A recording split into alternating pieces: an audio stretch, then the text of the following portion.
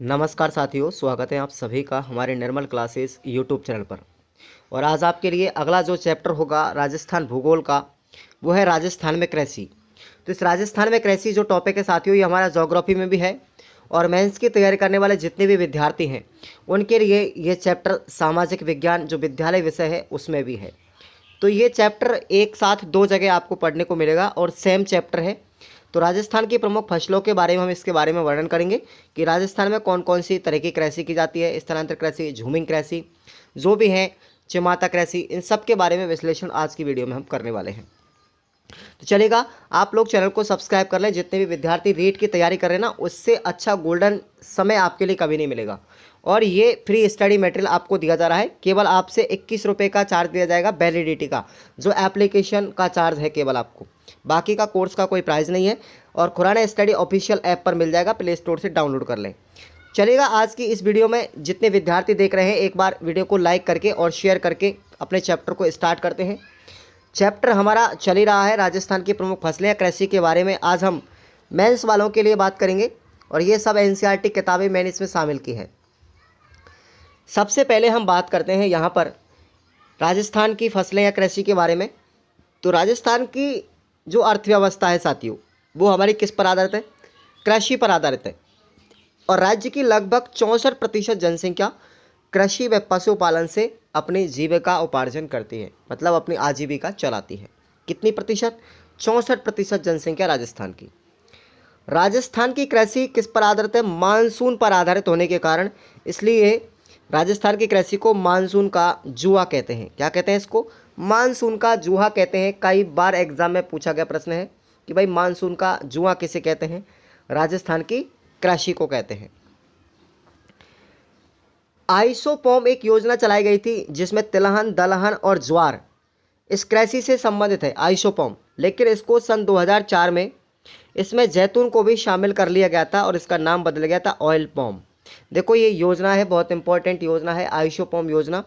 आपसे पूछा जाएगा इस आइसोपॉम योजना में कौन कौन सी फसलें हैं, तो याद रखेंगे, एक तो तिलहन शामिल की गई थी, दूसरी दलहन है, दालें और ज्वार, और चौथे नंबर पर इसमें जैतून को शामिल किया गया था 2004 में। इस तरीके से टोटल कुल 4 फसलें इसमें शामिल हुई और इस आइसोफॉर्म का नाम बदल कर क्या रख दिया गया था? ऑयल पॉम रख दिया गया था, क्योंकि जैतून से क्या निकलता है? तेल निकलता है, इस वजह से। राजफेड क्या है? राजफेड के बारे में ध्यान से सुनेंगे। देखो, बेसिक से मैं पढ़ा रहा हूँ पूरा। राजस्थान के किसानों को उन्नत बीज, खाद, उर्वरक एवं कीटनाशक दवाइयाँ व उनकी फसलों को उचित मूल्य फसलों को फसलों के उचित मूल्य को दिलाने का काम करने का क्या कार्य करती है? ये राजफेड काम करता है। ठीक है ना? ये जो किसानों का सामान है, किसानों की फसलें हैं, अनाज है, उसको उचित मूल्य पर बेचने का काम करती है, ताकि उनको सही ढंग से उनके माल की कीमत मिल जाए। और किसानों के लिए खाद, बीज, उर्वरक, कीटनाशक ये सब देने का काम करती है राजफेड एजेंसी। फिर रीको की बात करते हैं। रीको की स्थापना 1 जनवरी 1980 को की गई थी और रीको ने कृषि आधारित उद्योगों के विकास के लिए 4 कृषि खाद्य पार्क बनाए। और कहाँ कहाँ पर बनाए? राजस्थान में जयपुर, जोधपुर, कोटा और अलवर, इन सभी पर रीको के माध्यम से कृषि पर आधारित उद्योगों की स्थापना की गई थी, कृषि खाद्य पार्क बनाए गए थे। भारतीय वन्यजीव सुरक्षा अधिनियम, देखो याद रखना, कब लागू किया गया था? भारतीय वन्यजीव सुरक्षा अधिनियम 1972 में। ये सीईटी में पूछा गया है। ये 1972 में लागू हुआ था। राजस्थान में नई वन नीति, इंपॉर्टेंट है, नोट कीजिएगा। राजस्थान में नई वन नीति कब लागू की गई थी? तो ये 18 नवंबर 2010 से शुरू हुई थी। राजस्थान में नई वन नीति। राजस्थान में वानिकी एवं जैव विविधता परियोजना जापान देश की सहायता से शुरू की गई है। किसकी सहायता से? जापान की सहायता से। हरित राजस्थान कार्यक्रम की शुरुआत कब की गई थी? राजस्थान में 2009 में की गई थी। एक एक पॉइंट यहाँ से प्रश्न ऐसे ही पूछे जाते हैं ज़्यादातर एग्जाम में। समय एवं मौसम के आधार पर अगर बात करें, राजस्थान में फसलों को 3 भागों में बांटा गया है। 3 प्रकार की फसलें राजस्थान में उगाई जाती हैं मौसम के आधार पर। सबसे पहली है रबी की फसल, दूसरी खरीफ की फसल और तीसरे नंबर पर है जायद की फसल। तो देखिएगा, खरीफ की जो फसल है साथियों, उसमें कौन कौन सी आती है? तो खरीफ की फसल जो है साथियों, याद रखना, जून जुलाई में बोई जाती है और अक्टूबर नवंबर में काट ली जाती है। ये बरसात के समय पर बोई जाती है, जब बरसात शुरू होती है तो। इस फसल को हम शियालू, सावणु या चौमासा आदि के नाम से जानते हैं। राजस्थान की कुल कृषि भूमि का लगभग 2/3 भाग पर ये खरीफ की फसल बोई जाती है। 2/3 भाग, याद रखना कितना, 2/3 भाग जितना है राजस्थान का, उसमें से खरीफ की फसल बोई जाती है। खरीफ की फसलें कौन कौन सी हैं? एक तो बाजरा, ज्वार, कपास, मक्का, गन्ना, चावल, मूंगफली, अरंडी और तिल, ये सभी क्या है, हमारी खरीफ की फसलें हैं। उसके बाद है रबी की फसल। ये फसलें, रबी की फसल साथियों, जैसे ही खरीफ की फसल काटी जाती है उसके तुरंत बाद रबी की फसल बो दी जाती है अक्टूबर नवंबर में, और इसको काटा जाता है मार्च अप्रैल में, होली के आसपास, ठीक है ना। रबी की फसलों को हम उनालू कहते हैं। क्या कहते हैं? उनालू बोलते हैं। इसकी प्रमुख फसलें देखिएगा, रबी की फसलों में गेहूं, चना, जौ, सरसों, मसूर, राई, तारामीरा और अलसी। और एग्जाम में अभी पूछा गया था ये, रेट लेवल 1 प्री के एग्जाम में, कि अलसी किस प्रकार की फसल है। याद रखना, रबी की फसल है अलसी। चलिए आगे चलते हैं, जायद की फसल। जायद की फसल है, जायद की फसल साथियों ये हमारी मार्च अप्रैल में बोई जाती है गर्मियों के दिनों में, और मई जून में काटी जाती है। इस फसल को हम चौमासा की फसल भी कहते हैं। इनमें मुख्य रूप से जायद की फसलों में तरबूज, खरबूजा, ककड़ी, पुदीना, साग सब्जी, हरा चारा, ये सब बोई जाती है। अब उद्देश्य के आधार पर अगर हम बात करते हैं कृषि के प्रकार कितने हैं, और इम्पोर्टेंट है याद रखना। एक बार सभी विद्यार्थी लाइक कर दो और खुराना स्टडी ऑफिशियल ऐप को डाउनलोड कर लेंगे हमारे प्ले स्टोर से, वहाँ पर आपको ये सभी नोट्स अवेलेबल हो जाएंगे। उद्देश्य के आधार पर कृषि कई प्रकार की है। जैसे पहले नंबर पर पढ़ेंगे हम जीवन निर्वाहन कृषि, या इसको बोलते हैं पारंपरिक कृषि। ये क्या होती है? किसान के द्वारा अपने छोटे से खेत में पारंपरिक तरीकों से परिवार के पालन पोषण के लिए जो कृषि की जाती है उसको हम जीवन निर्वाहन कृषि या पारंपरिक कृषि कहते हैं। समझ में आया? जीवन निर्वाहन कृषि या पारंपरिक कृषि क्या होती है? किसान के द्वारा अपने छोटे से खेत में पारंपरिक तरीकों से जो कृषि की जाती है अपने परिवार के पालन पोषण के लिए, उसको कहते हैं हम जीवन निर्वाहन या पारंपरिक कृषि। यहीं पर याद होना चाहिए आपको एक ही लाइन में। अगली कृषि का प्रकार है स्थानांतरित कृषि। इंपॉर्टेंट है, लगभग 10 बार एग्जामों में आ चुकी है। राजस्थान की कोई भी वैकेंसी हो ये प्रश्न आता ही रहता है। स्थानांतरित कृषि, झूमिंग कृषि, ठीक है ना, ये सब टाइप आपको मैं बता रहा हूँ। ये आदिवासियों के द्वारा जंगलों को काट करके या जला करके की जाती है। स्थलांतर कृषि आदिवासियों के द्वारा की जाती है। जंगलों को काट भी सकते हैं वो, और जंगलों को जला कर भी कर सकते हैं। और 2-3 साल के बाद वो फसल प्राप्त, जैसे अब यहाँ पर फसल बो दी तो 2-3 साल तक उस जगह पर फसल करेंगे, उसके बाद उस स्थान को छोड़ के चले जाएंगे और अन्य किसी स्थान पर फसल पैदा करने लग जाते हैं। तो ये होती है हमारी स्थानांतरित कृषि, ठीक है। इस प्रकार की जो कृषि होती है गरासिया जाति के अंतर्गत लोगों के द्वारा बोई जाती है। स्थानांतरित कृषि कैसी जाति के लोग करते हैं? गरासिया जनजाति के लोग करते हैं। देखो हमारा जनजातियों का चैप्टर भी बहुत अच्छा है, याद रखना, हम जनजातियों के बारे में भी पढ़ेंगे। कल्चर जी हमारी सब्जेक्ट आएगी ना, राजस्थान की कला संस्कृति, तो उसमें हम सभी जनजातियों के बारे में पढ़ेंगे। तो ये जो कृषि होती है स्थानांतरित कृषि, ये गरासिया जनजाति के द्वारा की जाती है। गरासिया जनजाति हमारी सिरोही जिले के आसपास ना अरावली के पूर्वी भागों में पाई जाती है। बालरा कृषि भील जनजाति के द्वारा की जाती है। अब देखिए, एक तो स्थानांतरित कृषि और बालरा कृषि। इस बालरा स्थानांतरित कृषि को ही बालरा कृषि कहते हैं, लेकिन ये भील जनजाति के द्वारा होती है। लेकिन अब अंतर सुनिएगा आप लोग, इस कृषि को कई नामों से जानते हैं। देखो, इसको चिमाता के नाम से, इसको झूमिंग के नाम से, इसको पाई कृषि भी कहते हैं। स्थानांतरित कृषि को हम बालरा भी कहते हैं, चिमाता भी कहते हैं, और इसको झूमिंग भी कहते हैं। झूमिंग कहाँ पर? असम के जो लोग हैं इसको झूमिंग कहते हैं, जबकि आंध्र प्रदेश के लोग इसी स्थानांतरित कृषि को क्या कहते हैं? पाई कृषि कहते हैं। अब देखिएगा, दजिया और ये हमारी जो चिमाता है बालरा, उन दोनों में अंतर सुनिएगा। भील जनजाति के लोगों के द्वारा स्थानांतरित कृषि पहाड़ के स्थान पर मैदानी भागों में की जाती है। मैदानी भागों में जो कृषि होती है उसको हम दजिया कहते हैं। ये वही स्थानांतरित कृषि है, लेकिन मैदानी भाग में अगर करेंगे तो वो है दजिया। अगर पहाड़ी इलाकों में हम उसको करेंगे तो पहाड़ी क्षेत्रों में क्या कहलाएगी? चिमाता कहलाएगी। क्या कहलाएगी? चिमाता। जंगलों को जला करके ये कृषि की जाती है। क्लियर? आगे चलते हैं, मिश्रित कृषि। मिश्रित कृषि किसे कहते हैं? कृषि के साथ साथ पशुपालन करना क्या कहलाता है? मिश्रित कृषि कहलाती है। कृषि भी कर रहे हैं और साथ साथ पशुपालन का काम कर रहे हैं, तो इसका मतलब मिक्स कृषि हो गई है। अगला प्रकार है विस्तृत कृषि, या फिर इसको व्यापारिक कृषि बोल सकते हैं, यांत्रिक या आधुनिक कृषि भी बोल सकते हैं। इसके कई नाम हैं। किसानों के द्वारा अपने बड़े खेत में आधुनिक तरीकों से, यंत्रों की सहायता से व्यापार अथवा लाभ के लिए जो कृषि की जाती है उसको हम व्यापारिक कृषि कहते हैं। मतलब जो व्यापार करते हैं, व्यापार करते हैं, उसके लिए जो कृषि की जाती है ना, बड़े पैमाने पर की जाती है, उसको हम व्यापारिक कृषि या यांत्रिक या आधुनिक कृषि के नाम से जाना जाता है। अब इस व्यापारिक फसलों के नाम आपको याद रखने इंपॉर्टेंट है। तंबाकू है, अफीम है, होहोबा, रतनजोत और सूरजमुखी। ये सभी जो फसलें हैं व्यापारिक फसलें, इनको नकदी फसलें भी के नाम से भी जाना जाता है लगभग। तो देखिएगा, अगली हमारी आती है नकदी फसलें। वे फसलें जो उद्योगों को कच्चा माल उपलब्ध करवाती हैं तथा किसी भी समय बेची जा सकती है, उनको हम नकदी फसलें कहते हैं। जैसे हमारा कपास, कपास सूती वस्त्र उद्योग में कच्चे माल में काम आता है। गन्ना चीनी उद्योग में काम आता है। सरसों, मूंगफली, तिलहन, तंबाकू, अफीम, जूट, ये सब नकदी फसलें हैं।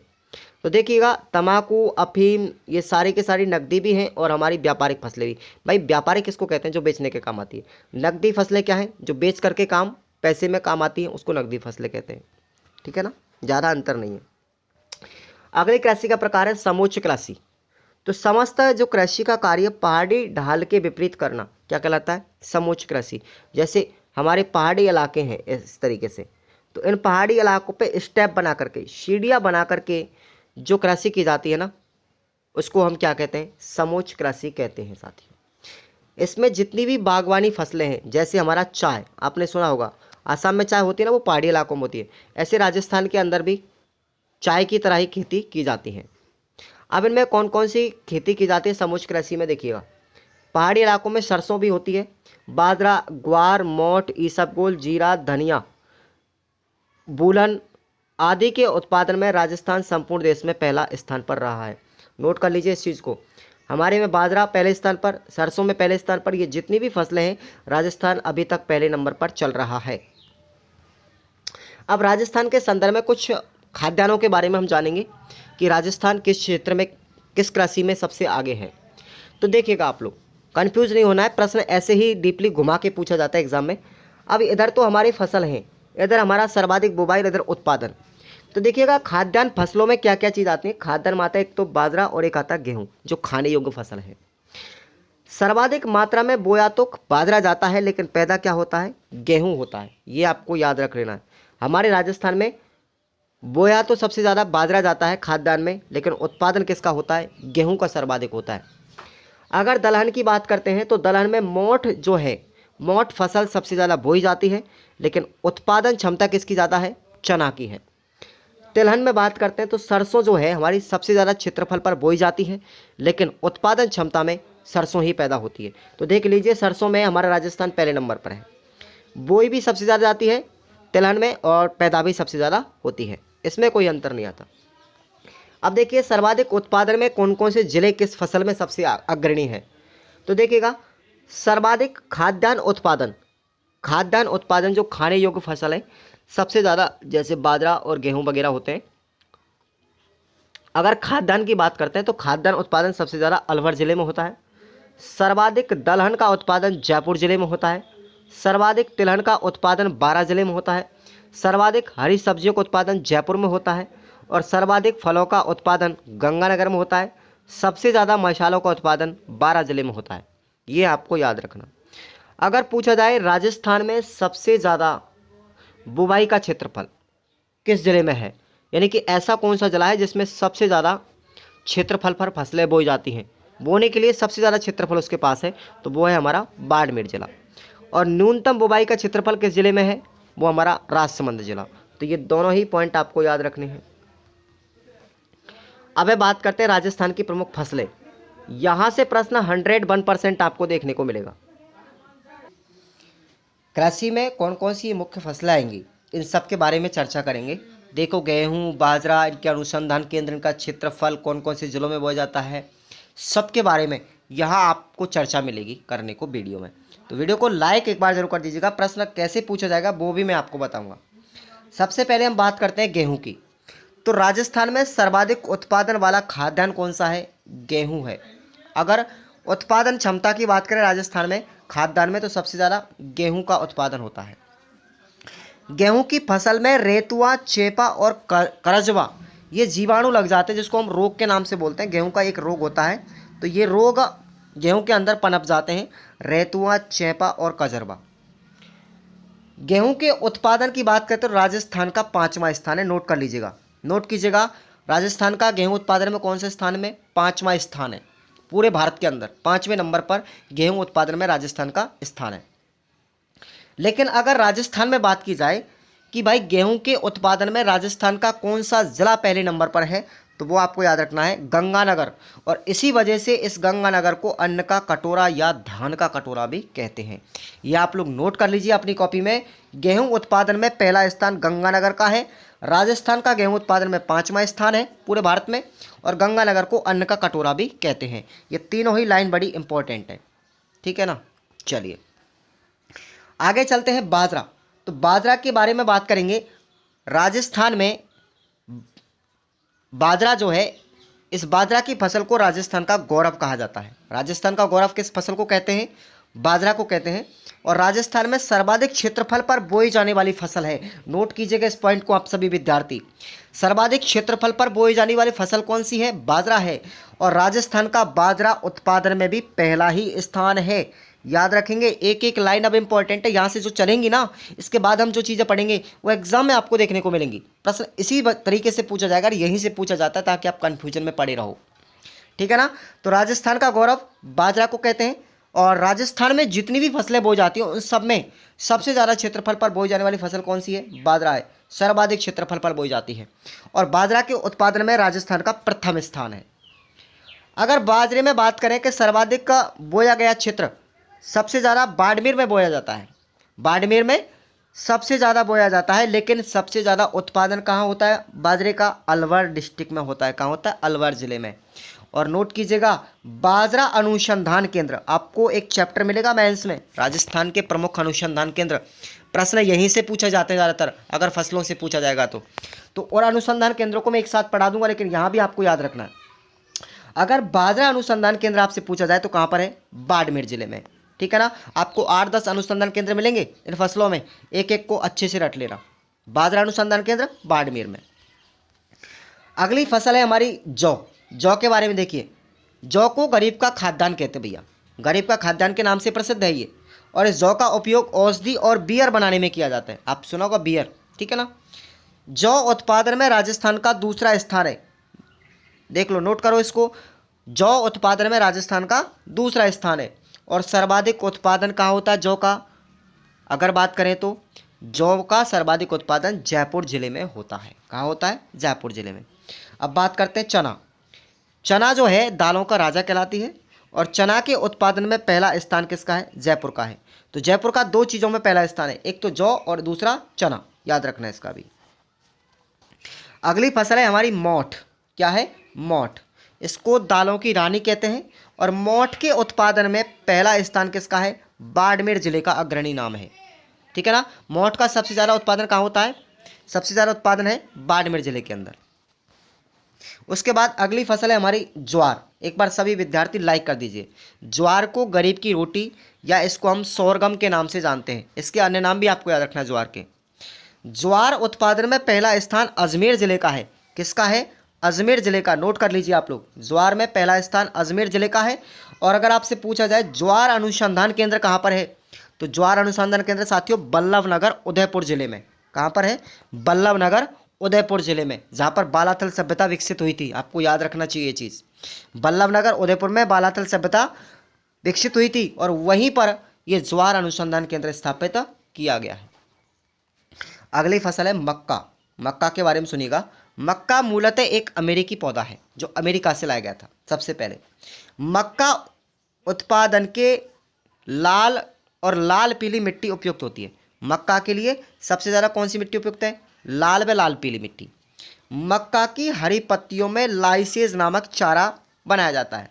मक्का की जो हरी पत्तियां होती है उनसे क्या बनाया जाता है? लाइसेज नामक चारा बनाया जाता है। मक्का उत्पादन में पहला स्थान राजस्थान का पूरे देश में है। मक्का में भी पहला स्थान है राजस्थान का, याद रखना। पहला स्थान किस में है? मक्का में भी है और बाजरे में भी है।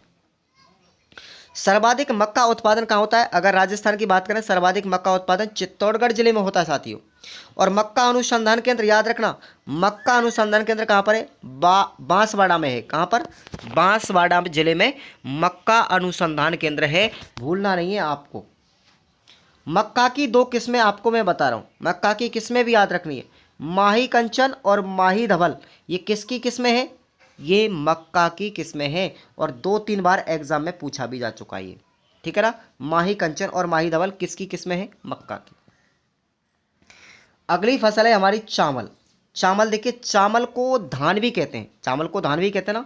और चावल का जो पौधा होता है उसको रोपण विधि के माध्यम से बोया जाता है। पानी भरे हुए खेत में, पानी खेत में भरा हुआ था, उसमें फिर इस धान के पौधे को रोपा जाता है।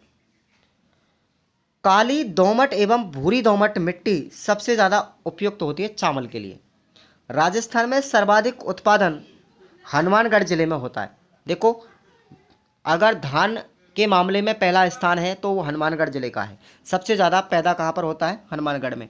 लेकिन बोया कहाँ पर जाता है? बांसवाड़ा जिले में। दोनों ही लाइन याद रखना कि अगर चावल की बात करें, चावल सबसे ज़्यादा उत्पादित कहाँ होता है? हनुमानगढ़ में। लेकिन बोया कहाँ जाता है सबसे ज़्यादा? बांसवाड़ा जिले में।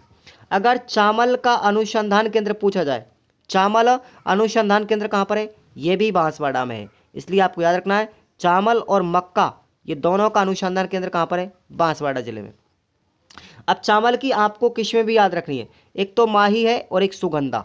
क्या है? माही और सुगंधा, ये दो किस्म आपको याद रखनी है। और भी किस्में होंगी लेकिन आपको मुख्य किस्में आपको बता रहा हूँ। माही और सुगंधा किसकी है? चावल की। लेकिन माही कंचन और माही धवल, माही कंचन और माही धवल ये किसकी थी? ये मक्का की थी। याद रखना, ये मक्का की थी हमारी। एक एक चीज़ कंफ्यूजन नहीं होना है। माही कंचन और माही धवल मक्का की किस्में हैं और माही और सुगंधा ये चावल की किस्में हैं। क्लियर? चलिए आगे चलते हैं। कपास। कपास कृषि के बारे में देखिए, कपास एक उष्णकटिबंधीय पौधा है। कपास को राजस्थान में ग्रामीण भाषा में बात करें तो इसको बणिया भी कहते हैं। बणिया का मतलब, इसका नाम है ये, बणियाओं के माध्यम से इसको बेचा जाता है। कपास कपड़े में काम आता है कुछ, इस वजह से शायद मुझे इतना पता नहीं है, लेकिन इसको बणिया के नाम से भी जानते हैं। कपास के लिए काली दोमट भूरी मिट्टी सबसे ज़्यादा उपयुक्त मानी जाती है। समग्र कपास उत्पादन की दृष्टि से बात करें, देखो पूरे राजस्थान में अगर कपास के उत्पादन की दृष्टि से पहला स्थान किसका है? हनुमानगढ़ का।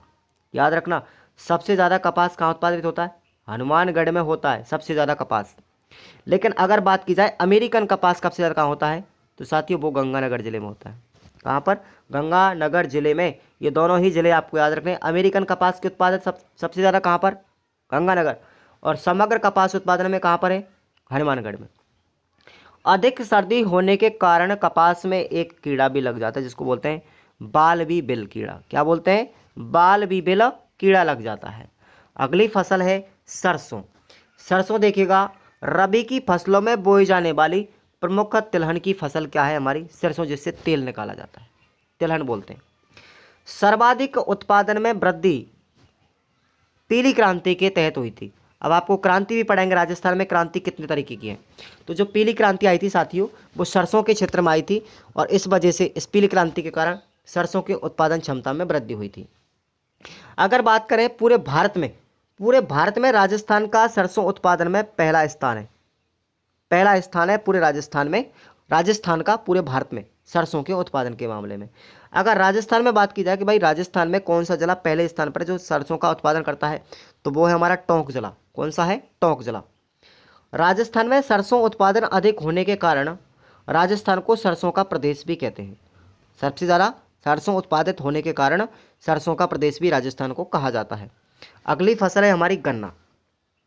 गन्ना देखिएगा, गन्ना मूलतः भारतीय पौधा है और यह गन्ना उष्णकटिबंधीय जलवायु में बोया जाता है। गन्ना उत्पादन में अगर बात करें तो पहला स्थान किसका है? गंगानगर जिले का। याद रख लेना, गंगानगर गन्ना, गंगानगर गन्ना। तो पहला स्थान गंगानगर का है। गन्ना उत्पादन के लिए भूमि में फास्फोरस की मात्रा अधिक होनी चाहिए। भाई जिस भूमि में फास्फोरस की मात्रा सबसे अधिक होगी वहाँ गन्ना अच्छा उत्पादित होगा। अब बात करते हैं मूंगफली फसल। तो मूंगफली को देखो, मूंगफली जो है वो गरीब की बादाम कहलाती है। राजस्थान में प्रथम स्थान बीकानेर का है। बीकानेर में सबसे ज़्यादा मूंगफली पैदा होती है और एक जगह का नाम आप याद रखना, बीकानेर जिले में लूणकरणसर, एक लूणकरणसर तहसील है बीकानेर की। इसको हम राजस्थान का राजकोट भी कहते हैं, राजस्थान का राजकोट कहते हैं, क्योंकि पूरे राजस्थान में बात करें तो बीकानेर जिले का तो पहला स्थान है ही, क्योंकि बीकानेर में क्या पड़ रहा है, लूणकरणसर पड़ रहा है, और इसलिए इस लूणकरणसर को राजस्थान का राजकोट कहते हैं। मूंगफली का उत्पादन सबसे ज़्यादा होता है। क्लियर। आगे चलते हैं, सोयाबीन। सोयाबीन फसल देखिए, विश्व में सबसे सस्ता और सर्वाधिक प्रोटीन देने वाला फसल कौन सा है, सोयाबीन है। और सोयाबीन उत्पादन में राजस्थान में पहला स्थान किसका है, याद रखना, 12 जिले का। सबसे ज़्यादा उत्पादन कहाँ होता है सोयाबीन का, 12 जिले में होता है, पहले स्थान पर 12 का नंबर आता है। अगली फसल है हमारी अफीम। अफीम को देखेंगे, अफीम को काला सोना भी कहते हैं। क्या कहते हैं इसको, काला सोना भी कहते हैं। अफीम एक मादक पदार्थ है, मादक फसल है जिससे नशा होता है। इसके बीजों का उपयोग औषधियाँ बनाने में किया जाता है। अफीम में एक डोडा निकलता है, क्या निकलता है, डोडा, जो सर्दियों में पक करके तैयार होता है, और ये डोडा ही से बीज बनाया जाता है। अफीम की खेती इस डोडे से की जाती है। अफीम की बात करें तो अफीम के उत्पादन में राजस्थान का कौन सा जिला पहला है, याद रखना, चित्तौड़गढ़। चित्तौड़गढ़ में अफीम की खेती सबसे ज़्यादा की जाती है, और चित्तौड़गढ़ के किले में भी अफीम की खेती की जाती है, आप ये भी याद रखना। इसलिए अफीम के मामले में, अफीम के उत्पादन में चित्तौड़गढ़ जिला सबसे अग्रणी है। अगली फसल है हमारी तंबाकू। तंबाकू एक उष्णकटिबंधीय पौधा है जिसको पुर्तगाली लेकर के आए थे। कौन लेकर आए थे, पुर्तगाली लेकर के आए थे। ये आपको याद रखना है, 1508 में भारत में लेकर के आए थे, ठीक है ना। राजस्थान में तंबाकू की निकोटिना टुबेकम किस्म उगाई जाती है। तंबाकू की कौन सी किस्म है राजस्थान में, वो है निकोटिना टुबेकम। ये किस्म हमारी राजस्थान में उगाई जाती है। तंबाकू का उत्पादन राजस्थान के अलवर जिले में सबसे ज़्यादा होता है। कहाँ होता है, अलवर जिले में सबसे ज़्यादा होता है। जालौर में तंबाकू सर्वाधिक क्षेत्रफल में बोया जाता है। जालौर में तंबाकू सबसे ज़्यादा क्षेत्रफल में बोई जाती है। अब केंद्रीय तंबाकू अनुसंधान संस्थान अगर आपसे पूछा जाए कहाँ पर है, तंबाकू का अनुसंधान याद रखना, केंद्र वाला। तंबाकू का अनुसंधान संस्थान कहाँ पर, राजमुंद्री आंध्र प्रदेश में। कहाँ पर, राजमुंद्री आंध्र प्रदेश में है, जिसको अप्रैल 1997 में स्थापित किया गया था। देखो एक एक पॉइंट आपको याद होना चाहिए। अब बात करते हैं कुछ विशेषीकृत कृषि के बारे में। इनसे प्रश्न पूछा जाता है कई बार एग्जाम में। तो देखिए, सेरीकल्चर क्या है, सेरीकल्चर है साथियों रेशम उत्पादन से संबंधित, रेशम उत्पादन की जो कृषि की जाती है उसको कहते हैं सेरीकल्चर। अगली है बीटी कल्चर। बीटी कल्चर का मतलब अंगूर की खेती, अंगूर का उत्पादन। हॉर्टिकल्चर का मतलब है फल या बागवानी उत्पादन से संबंधित कृषि। फिर है फिशी कल्चर। फिशी कल्चर संबंधित है मछली उत्पादन से, मछली उत्पादन से संबंधित है, उसको फिशी कल्चर कहते हैं। अगली हमारी एपीकल्चर। एपीकल्चर साथियों मधुमक्खी उत्पादन से संबंधित। फ्लोरिकल्चर संबंधित है फूलों के उत्पादन से। फिर है सिल्वीकल्चर। सिल्वीकल्चर है वन संसाधन एवं संरक्षण से संबंधित। हॉर्टिकल्चर है, हॉर्टिकल्चर घोड़ा या खच्चर जो है, घोड़ा या खच्चर से संबंधित उत्पादन। उसके बाद हम बात करते हैं राजस्थान में कृषि संबंधित प्रमुख क्रांतियाँ। राजस्थान में कृषि से संबंधित क्रांतियाँ भी इंपॉर्टेंट हैं, तो याद रखेंगे विश्व में हरित क्रांति के जनक कौन है। अगर विश्व की बात करें पूरे की, तो हरित क्रांति सबसे पहले लाने वाले कौन थे, नॉर्मन बोरलॉग। कौन थे, नॉर्मन बोरलॉग। अगर भारत की बात करें तो भारत में हरित क्रांति के जनक कौन है, डॉक्टर एम.एस. स्वामीनाथन। कौन है, डॉक्टर एम.एस. स्वामीनाथन। और श्वेत क्रांति के जनक अगर भारत में पूछे जाए तो कौन है, वर्गीज कुरियन। कौन है, वर्गीज कुरियन। तो ये तीनों ही आपको जनक याद रखने हैं। विश्व में हरित क्रांति के जनक कौन है, नॉर्मन बोरलॉग। भारत में हरित क्रांति के जनक डॉक्टर एम.एस. स्वामीनाथन, और श्वेत क्रांति के जनक भारत में है वर्गीज कुरियन। अब देखिएगा कौन सी क्रांति किस क्षेत्र में आई थी। तो हरित क्रांति जो है साथियों वो गेहूं या खाद्यान्न क्षेत्र के अंतर्गत आई थी। पीली क्रांति का संबंध है सरसों या तिलहन से। लाल क्रांति, लाल क्रांति टमाटर या मांस उत्पादन के क्षेत्र से संबंधित है। श्वेत क्रांति है दूध से संबंधित। गुलाबी क्रांति है झींगा मछली से संबंधित। नीली क्रांति है मछली से संबंधित। ये दोनों में अंतर है, झींगा मछली में गुलाबी क्रांति और मछली से संबंधित नीली क्रांति। उसके बाद गोल क्रांति, ये आलू के क्षेत्र में आई थी। अमृत क्रांति है नदी जोड़ो परियोजना से संबंधित। भूरी क्रांति की बात करें तो ये भूरी क्रांति है खाद्यान्न प्रसंस्करण या उर्वरक जो रासायनिक पदार्थ हैं उनसे संबंधित। अगली है सुनहरी क्रांति, ये बागवानी क्षेत्र में है। धूसर या स्लेटी क्रांति इसको कहते हैं साथियों, इसका संबंध है सीमेंट के उत्पादन से। फिर है काली या कृष्ण क्रांति, ये पेट्रोलियम और कोयला दोनों क्षेत्रों से संबंधित है। फिर है सनराइज या सूर्योदय क्रांति, ये इलेक्ट्रॉनिक उद्योग विकास से संबंधित है। रजत क्रांति या सिल्वर क्रांति, ये अंडा एवं कुक्कुट मुर्गी पालन से संबंधित है ये। अगली है इंद्रधनुष्य क्रांति, इसमें इंद्रधनुष्य क्रांति का संबंध हमारी जितनी भी हमने क्रांति पढ़ी है उन सबन पर निगरानी रखने के लिए जो क्रांति आई थी वो है हमारी इंद्रधनुष्य क्रांति। ये सभी जितनी क्रांतियां हैं उन सब पर निगरानी रखने का काम कौन करती है? इंद्रधनुष्य क्रांति करती है। अब राजस्थान में प्रमुख मंडियां देखो, राजस्थान में प्रमुख फसलों की मंडियां, अगर जीरा मंडी पूछी जाए कहाँ पर है? मेड़ता सिटी नागौर में। संतरा मंडी पूछी जाए भवानी मंडी झालावाड़ में, ठीक है ना, याद रखना। ईसबगोल मंडी कहाँ पर है? भीनमाल जालौर में। अगर ऊन मंडी पूछी जाए कहाँ पर है? बीकानेर में। प्याज मंडी पूछी जाए अलवर में है। किन्नू या माल्टा मंडी पूछी जाए कहाँ पर है? गंगानगर में। अगर आपसे धनिया मंडी पूछी जाए कहाँ पर है? रामगंज मंडी कोटा में। चलते जाइए आगे, याद करते जाएंगे आप लोग, इसको रटना है। लहसुन की मंडी पूछी जाए तो छिपा बड़ौद 12 जिले में। अश्वगंधा की मंडी पूछी जाए तो झालरापाटन झालावाड़ जिले में। और मेहंदी मंडी आपको याद है, मेहंदी कहाँ की फेमस है? सोजतपाली की है, तो सोजतपाली में मेहंदी मंडी है। और यहीं पर सोनामुखी मंडी भी सोजतपाली में है। आंवला मंडी पूछी जाए तो ये चौमू है, चौमू जयपुर के अंदर, ठीक है ना। और आपको याद रखना है टमाटर मंडी, ये टमाटर मंडी बस्सी जयपुर में है। बस्सी जयपुर में टमाटर मंडी, आंवला मंडी चौमू जयपुर में है। और आपसे पूछा जाए अगर मिर्ची मंडी, मिर्ची मंडी पूछी जाए तो सोहेला टोंक जिले में। मछली मंडी पूछी जाए अजमेर जिले में। अफीम की मंडी प्रतापगढ़ जिले में। याद रखना एक एक चीज़ को, देखो अफीम का उत्पादन होता है चित्तौड़गढ़ में सबसे ज़्यादा, लेकिन मंडी पूछी जाए कहाँ पर है? प्रतापगढ़ में। अब देखिए कुछ और स्पेसिफिक प्रश्न जो आए हैं एग्जाम में। लाल मिर्च के लिए प्रसिद्ध, लाल मिर्च के लिए प्रसिद्ध जगह कौन सी है? मथानिया है।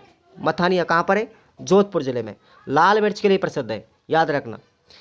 दसमक चेती गुलाब की जो खेती की जाती है, या याद रखना, दसमक चेती गुलाब के लिए सबसे ज़्यादा प्रसिद्ध कहाँ पर है? खमनौर राजसमंद जिला। खमनौर राजसमंद जिला में सबसे ज़्यादा खेती की जाती है दसमक चेती गुलाब की। और खुशबू वाली मेथी के लिए बताओ, खुशबू वाली मेथी के लिए प्रसिद्ध है ताऊसर नागौर। ये प्रश्न आए हुए एग्जाम में, इसलिए खुशबू वाली मेथी के लिए कौन सी जगह फेमस है? इसको बोलते हैं साथियों ताऊसर नागौर जिले में, ठीक है ना। इसको पान वाली मेथी भी कहते हैं, पान वाली मेथी या खुशबू वाली मेथी, याद रखना। उसके बाद राजस्थान की प्रथम निजी क्षेत्र की कृषि मंडी, ये प्रश्न आया हुआ है, ये जितने भी नोट लगा के लिखे हैं सब आए हुए प्रश्न है। राजस्थान की प्रथम निजी क्षेत्र की कृषि मंडी कौन सी है? कैथून कोटा में है। और अंतिम चीज़ है हमारी, राजीव गांधी कृषक साथी योजना के अनुसार किसानों की दुर्घटना बीमा राशि 1 लाख रुपए से बढ़ाकर के कितनी कर दी गई थी? 2 लाख रुपए कर दी गई थी। तो मैंने आपको हर एक पॉइंट को, जहाँ से भी मुझे एनसीईआरटी में लगा, जहाँ से मुझे अच्छी अच्छी बुकें मिली, अच्छे अच्छे टीचरों ने मुझे पढ़ाया, मैं उन सभी के नोट्सों को एक जगह कलेक्ट करके आपको पढ़ा रहा हूँ। इसलिए आप अपने नोट्स बनाएं, नोट्सों को डाउनलोड कर लेंगे खुराना स्टडी ऑफिशियल ऐप से। आपको हमारे ये वीडियोज अच्छे लगे तो बार बार आपको इनको रिवाइज करते रहें। कानों में ईयरफोन लगा लीजिएगा ताकि आपका रिवीजन अच्छे से होता रहेगा। और अपने दोस्तों को भी बताते रहें, शेयर करते रहें। धन्यवाद। पढ़ते हैं अगले चैप्टर में, चैनल को सब्सक्राइब जरूर कर लेंगे।